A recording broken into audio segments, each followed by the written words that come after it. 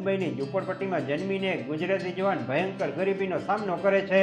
વાપરવા પૂરતા પૈસા પેદા કરવા નોટબુકો વેચે છે, ફટાકડા વેચે છે, રાખડી વેચે છે. એટલું જ નહીં, દૂધના કેન લઈ ઘરે ઘરે દૂધની ડિલિવરીની નોકરી પણ કરે છે. 16 વર્ષની ઉંમરે પિતાનું અવસાન થાય છે. સેલ્સમેનના ગુણો લઈને જન્મેલા જુવાનને એનું નસીબ કુવેત લઈ જાય છે. પણ નથી કહેતા કે ઘરની બળી વનમાં ગઈ તો વનમાં આગ લાગી. અહીં યુદ્ધ ફાટી નીકળે છે અને તે પહેરે લુગડે દુબઈ પહોંચી જાય છે. અને પછી એવી જમાવટ થાય છે કે એના દીકરાના લગ્નમાં 190 કરોડ રૂપિયા વાપરી શકે એટલો માલે તુજાર બની જાય છે. મોદી અને દુબઈના રાજાના માનીતા અને આખા મિડલ ઇસ્ટમાં જાણીતા જુવાનનું નામ છે રિઝવાન સાજન. જો તમારું બિલ્ડિંગ મટીરિયલનું કામકાજ હોય, ટિમ્બર એક્સપોર્ટ કરતા હો કે મોરબીમાં લાદીનું કારખાનું હોય તો આ માણસને ઇન્સ્ટાગ્રામમાં ફોલો કરજો. બનવા જોગ છે દુબઈમાં તમારે બીજા કોઈ બાયર્સ ગોતવા નહીં પડે. રિઝવાનભાઈની સ્ટોરી સાંભળશો તો ખબર પડશે કે ભારતીયો માટે સેકન્ડ હોમ બની ગયેલા દુબઈમાં કેવી રીતે કમાણી કરી શકાય છે. રિઝવાન સાજનનો જન્મ મુંબઈના ઘાટકોપરમાં એક ગુજરાતી મુસ્લિમ પરિવારમાં ઝૂંપડપટ્ટીમાં થયો હતો. પિતા એક પ્રાઇવેટ કંપનીમાં નોકરી કરતા હતા.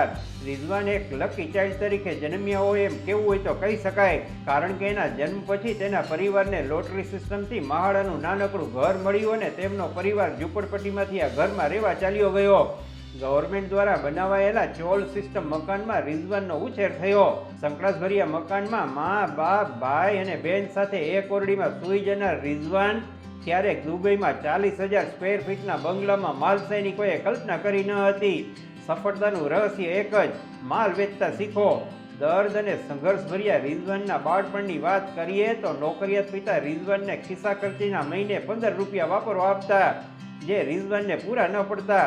આથી તેણે પિતા પાસે 500 રૂપિયા ઉધાર લઈને નોટબુકો વેચવાનું ચાલુ કર્યું, જેમાં તે મહિને 70 થી 80 રૂપિયા કમાવા લાગ્યો. પછી રક્ષાબંધન આવી તો રાખડી વેચી, દિવાળીમાં ફટાકડા વેચ્યા. આ સમયે રિઝવાનની ઉંમર 12 વર્ષની હતી.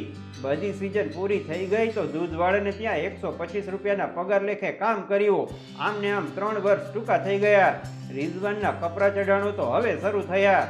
તે 16 વર્ષનો થયો ત્યારે મુંબઈની લોકલ ટ્રેનના અકસ્માતમાં તેના પિતાનું દર્દનાક અવસાન થયું.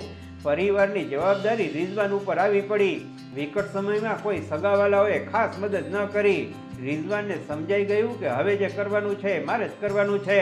બીજાના ભરોસે બેસી રહેવામાં મજા નથી. સદનસીબે તેમના પિતા કામ કરતા હતા એ કંપનીએ રિઝવાનને નાનકડી નોકરી આપી અને 1500 રૂપિયા પગાર કરી આપ્યો. કામ ચલાવ રસ્તો નીકળી ગયો, પણ એટલા પગારમાં ગુજારો થતો ન હતો. રિઝવાનના કાકા કુવેતમાં રહેતા હતા ને બિલ્ડિંગ મટીરિયલ વેચવાનું કામ કરતા હતા. રિઝવાને તેના કાકાને કોઈ નાની મોટી નોકરી આપવા માટે ફોન કર્યો. કાકાએ સેલ્સમેનની નોકરી આપી. મહિને 18,000 રૂપિયા પગાર પ્લસ કમિશન. રિઝવાનને થયું, પગાર ભલે ગમે તે હોય, મારી સેલ્સમેનશીપ ઉપર મને ભરોસો છે. રિઝવાનના ગ્રહો બદલવાની શરૂઆત થઈ. પગાર કરતાં 4-5 ગણું કમિશન મળવા લાગ્યું. જે માલ કોઈ ન વેચી શકે એ માલ રિઝવાન વેચી આપતો. રિઝવાન સાજન હવે મહિને 1.5-2 લાખ કમાવા લાગ્યો. પજેરો ગાડીમાં ફરવા લાગ્યો. નોકર ચાકર અને સ્વિમિંગ પુલ વાળું ઘર ખરીદી લીધું. બધું ઠીકઠાક ચાલી રહ્યું હતું. પણ એક વહેલી સવારે બોસનો ફોન આવ્યો કે ભાઈ ઊભો થા, ઈરાકે કુવેત ઉપર હુમલો કર્યો છે અને આખા દેશનો કબજો કરી લીધો છે. રિઝવાને બારીમાંથી જોયું તો બહાર મિલિટરીની ગાડીઓ અને ટેન્કો ફરી રહી હતી. માત્ર રિઝવાનભાઈને જ નહીં, બધાને થયું આપણી પાસે જે હતું એ બધું ગયું પાણીમાં. રિઝવાનભાઈ 10-15 દિવસ ઘરમાં જ પુરાઈ ગયા. યુદ્ધ જેવી સ્થિતિ નિર્માણ થઈ. સંદેશાવ્યવહારના બધા સાધનો ઠપ થઈ ગયા. રિઝવાનભાઈ એની માતાને સંદેશો મોકલવા માંગતા હતા કે પોતે સલામત છે. તેણે ઇન્ડિયન એમ્બેસીનો સંપર્ક કર્યો તો અમલદારોએ કહ્યું તમે માત્ર ટેલિગ્રામ કરી શકશો, અને એ પણ ઈરાકના બસરા શહેરમાં જઈને. રિઝવાનભાઈ ટેલિગ્રામ તો કરી આવ્યા, પણ ગુજરાતીના દીકરાને એમાં પણ ધંધો દેખાયો. કુવેતમાં ફસાયેલા અનેક લોકો તેમના વતનમાં સંદેશો મોકલવા માંગતા હતા, પણ 2 કલાકની જોખમભરી મુસાફરી કરી બસરા જવાની કોઈ હિંમત નહોતું કરતું. રિઝવાનભાઈએ ઇન્ડિયન એમ્બેસીની આસપાસ એક બાકડો લગાવ્યો. મને 5 દિરહમ આપો, હું બસરા જઈને તમારો ટેલિગ્રામ કરી આપીશ. લોકોની લાઈન લાગી. જાનના જોખમે બસરા જઈને રિઝવાન સાજન લોકોના એક ધકે ટેલિગ્રામ કરી આવતા. આફતને અવસરમાં પલટીને યુદ્ધ જેવી સ્થિતિમાં પણ તેઓએ તગડી કમાણી કરી લીધી. કુવેતની વાર્તા અહીં પૂરી થઈ ગઈ. હવે શું કરવું? લકીલી તેમનો એક મિત્ર દુબઈમાં રહેતો હતો. એને ફોન કર્યો.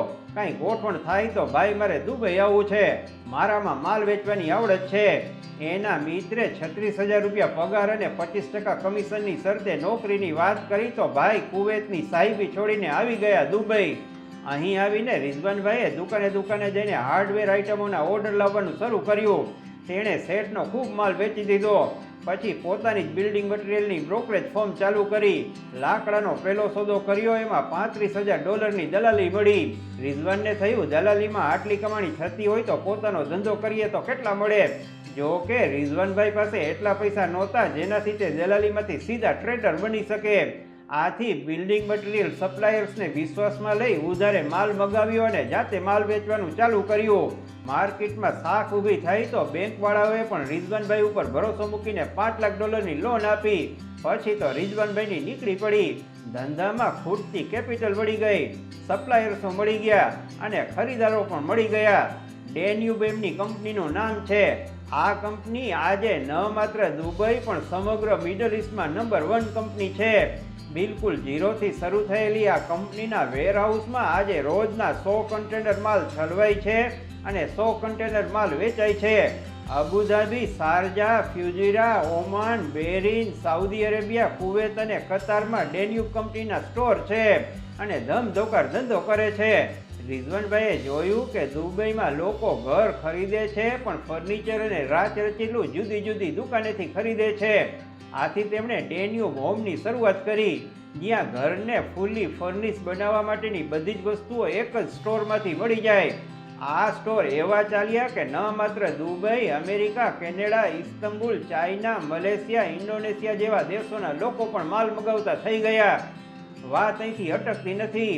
બિલ્ડિંગ મટીરિયલ અને ફર્નિશ મટીરિયલમાં પગદંડો જમાવ્યા બાદ રિઝવાનભાઈ હવે રિયલ એસ્ટેટમાં એન્ટ્રી મારે છે ને દુબઈમાં 3જા નંબરના પ્રાઇવેટ ડેવલપર બની જાય છે. લોકોને પોસાય એવા ઘરો બાંધવાનું ચાલુ કરે છે.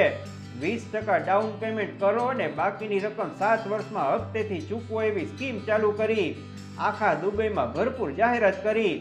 લોકોને સ્કીમ ગમી ગઈ. તેમણે શરૂ કરેલા 170 વિલાના અફોર્ડેબલ પ્રાઇસવાળા પહેલા પ્રોજેક્ટના બધા જ ઘરો ચપોચપ વેચાઈ ગયા. આજની તારીખમાં ડેન્યુબના 33 પ્રોજેક્ટ ચાલે છે, જેમાં 16 પૂરા થઈ ગયા છે. એક પ્રોજેક્ટ તો એવો છે જેમાં દરેક ફ્લેટ ઓનર્સને પોતાનો પ્રાઇવેટ સ્વિમિંગ પુલ આપવામાં આવ્યો છે. આપણે ત્યાં જેમ લોઢા, ઓબેરોય, ગોદરેજ અને DLFનું નામ છે, એવું નામ દુબઈમાં રિઝવાન સાજનની ડેન્યુબ કંપનીનું છે. તેમની કંપની પાસેથી ભારત સહિત અનેક દેશના લોકો રહેવા માટે ઘર ખરીદે છે, લઈને ભાડે આપી દેવા માટે ઘર ખરીદે છે અથવા ઇન્વેસ્ટમેન્ટ માટે ઘર ખરીદે છે. ત્રણેય પ્રકારના લોકો ખુશ છે, કારણ કે દુબઈમાં મકાનનું તગડું ભાડું મળે છે અને ઘર લઈને 2-5 વર્ષ પછી વેચી નાખો તો સારો એવો નફો થાય છે. આવું એટલા માટે થાય છે કે દુનિયાભરના લોકો દુબઈમાં સેટલ થઈ રહ્યા છે, જેમાં નેતા, અભિનેતા અને સ્પોર્ટ્સમેનોનો સમાવેશ થાય છે. રિઝવાન સાજન વર્ષે 10 અબજ દિરહમની કમાણી કરે છે, મતલબ રોજના 32 કરોડ રૂપિયા. કમાણી ફક્ત રિઝવાન સાહેબ જ કરી શકે એવું નથી. તમે વિચારો તો તમે પણ પામી શકો. નવા ટ્રેન્ડ પ્રમાણે 2 રીતે લોકો પૈસા કમાય છે. એક વિદેશ જઈને ને જે વિદેશ નથી જઈ શકતા એ શેર બજારમાં રોકાણ કરીને.